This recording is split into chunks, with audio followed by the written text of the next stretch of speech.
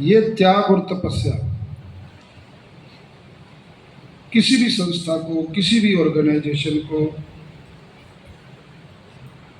क्योंकि राजधर्म भी जो सरकारें भी चलती हैं वो कभी संतों महात्माओं से या उनके जो हम लोगों को उद्बोधन देते हैं,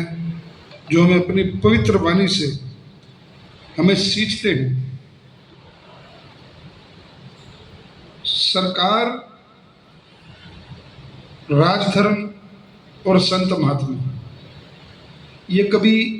अलग नहीं हुए, ये एक दूसरे के पर्यायवाची हैं।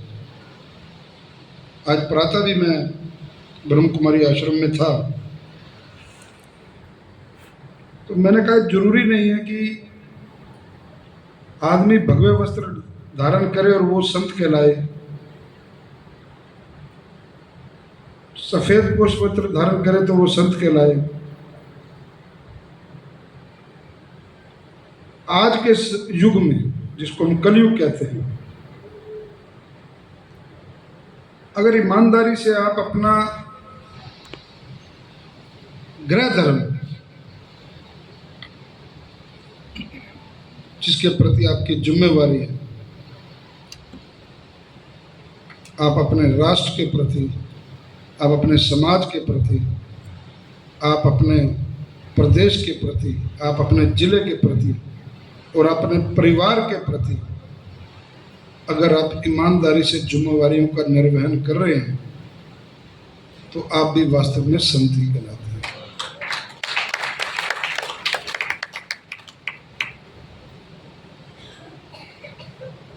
निश्चय ही हमारे हिंदू धर्म में कई तरह के पूजा पद्धति हैं, भगवान को मानने की अलग अलग हमारी सैद्धांतिक विचारधारा, लेकिन लक्ष्य सबका एक है। कोई भी धर्म हो, कोई भी पद्धति हो, लक्ष्य उसका केवल एक ही है कि हम ईमानदारी के साथ जब पूजा करते हैं तो उस परमात्मा को पाने के लिए पूजा करते हैं। जब मैं विचारधारा की बात कर रहा था, धर्म और राजनीति की बात कर रहा था, उसका भी अभिप्राय ये है कि आपने जो जनप्रतिनिधि चुना, जिन संतों महात्माओं के आशीर्वाद से आज इस पद तक पहुंचा हूं और आपके सामने बतौर करनाल से विधायक होने के नाते बोल रहा हूं।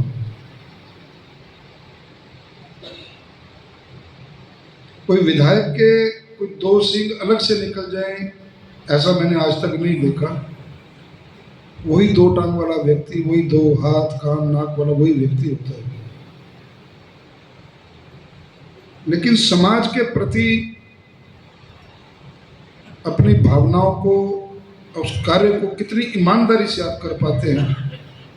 जनता और मंच पर बैठे हुए ये जो हमारे संत महात्मा हैं, जिनको मैं वास्तव में संत महात्मा की उपाधि देता हूँ, ये लोग वॉच करते हैं। जिस प्रकार से भी मंच से कहा भी गया कि सफ़ेद कपड़ों में एक पर्यायवाची हो चला था, जब नेता शब्द से घृणा होने लग गई थी, सफ़ेद कुर्ते पजामे से घृणा होने लग गई थी। इस मूल काम को अगर किसी ने दशा और दिशा दिखाई और जो आदर की भावना पिछले 10 वर्षों में पैदा हुई, ये आदरणीय नरेंद्र मोदी जी ने राष्ट्र के प्रति जो अपनी जिम्मेवारी है उसको करके दिखाया है। और हमें गर्व है कि हम उस पार्टी से, उस दल से आते हैं जिसका अनुसरण करने का, उस मार्ग पे चलने की प्रेरणा, समाज के प्रति जो हमारी जिम्मेवारियां हैं उनको हम ईमानदारी से निभाएं तो ही हमारी समाज में कदर रहेगी। और संतों महात्माओं के चरणों में आकर के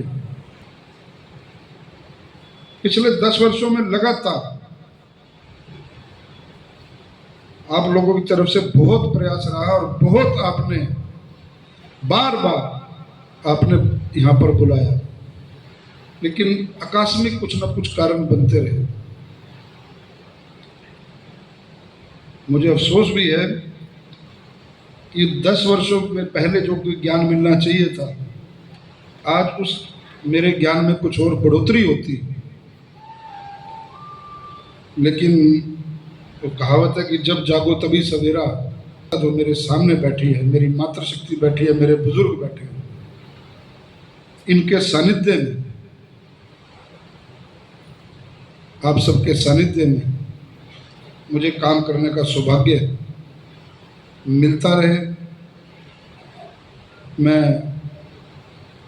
उस मार्ग पर चलने का पूर्ण प्रयास करूंगा जो मार्ग